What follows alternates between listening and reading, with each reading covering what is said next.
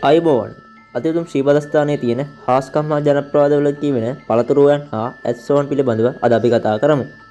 අතිතුම් ශ්‍රීපදස්ථානයේ සියලු දෙනාටම වැඳ පුදා ගන්න පුළුවන් පූජනීය ස්ථානයක්. ජාතිභේදයන් නැමැතිව ලංකාවාසී මෙන්ම ලෝකවාසී සියලු දෙනාටම ශ්‍රීපදස්ථානයට පැමිණෙනවා. අවුරුද්ද අවසානයේ දෙසැම්බර් මාසයේ පොහොය දිනින් ආරම්භ වන වාරය විසප්පුර පසළොස්වක පොහොය දිනින් අවසන් වෙනවා. ශ්‍රීපාදය කියන්නේ හාස්කම් වලින් පිරුණු පූජා භූමියක්. පූජා භූමිය පවිත්‍ර කරන පුජ්‍යලයන්ට දඬුවම් ලැබෙනවාමයි. ඒ හාස්කම් කිහිපයක් සහ පළතුරුයන් මෙන්ම ඇත්සෝන් පිළිබඳව තොරතුරු මෙසේය.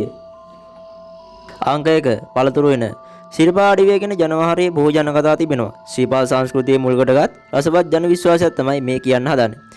ශිල්පා හිමියව සමල අඩවිය තුල ලොවින් සැගවන පළතුරුක් තියෙන බව ජනවහරේ සඳහන් වෙනවා.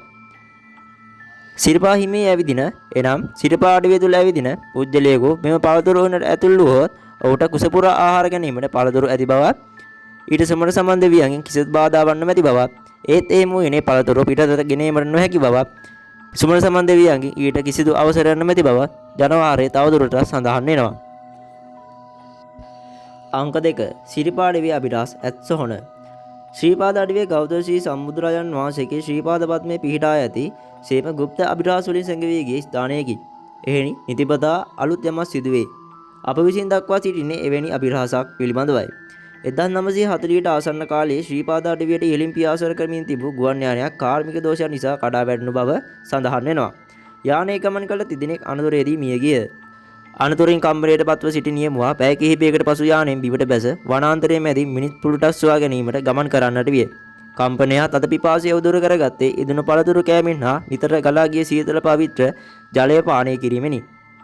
අරමුණක් නැතිව අසීරුවෙන් ඇවිද යන ඔහුට එක් තැනිතලා බීමක අක්කර ගණනාවක් වෙහිදී ගිය අලියට කටු ඇද්දත් විසිර ගිය භූමියක් දක්නට ලැබින.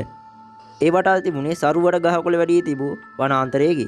වනාන්තරයේ කෙළවර තැනිතලා සම භූමිය පැතිර තිබිනි. ඒ අසල ගලා යන ජල පාරක්ද විය.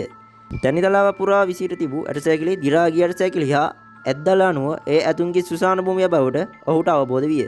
ඔහු බොහෝ වේලාවේ නිරීක්ෂණය කළේය. දින ගණනාවක් ඉබාගාතයේ කෙළවරේ ඇවිද ගිය ඔහුට ජනාවාසයකට යා හැකි වූයේ තවත් දින ගණනාවකට පසු ඉතා වෙහෙසකර වූ දෙව් ගමනක් පයින් ඇවිදීමෙනි. අද වන විට ශ්‍රීපාද අඩවිය ඉතිරි ඇත්තේ 13 දිනකින් යුත් පමණ අලිරංචුවකි.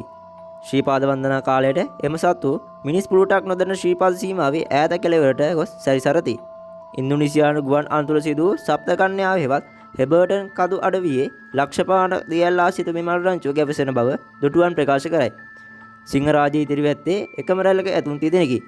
එකම රැල්ල තුල උන්ගේ පැටවුන් ඇති නොවන බව සඳහන් වෙනවා. මේ අනුව අතීතයේ සිටම ශ්‍රීපාද අඩවියේ රහසිගත බීමක গুপ্ত ඇප්සෝනා තිබූ බව මෙයින් සනාථ කර ගැනීමට හැකි වෙනවා. ඉතින් මේ වගේ විස්මිත තොරතුරු දැනගන්න අපිත් එක්කම එකතු වෙලා ඉන්න කියලා ආරාධනා කරනවා. සියලු දෙනාටම සුබ දවසක්.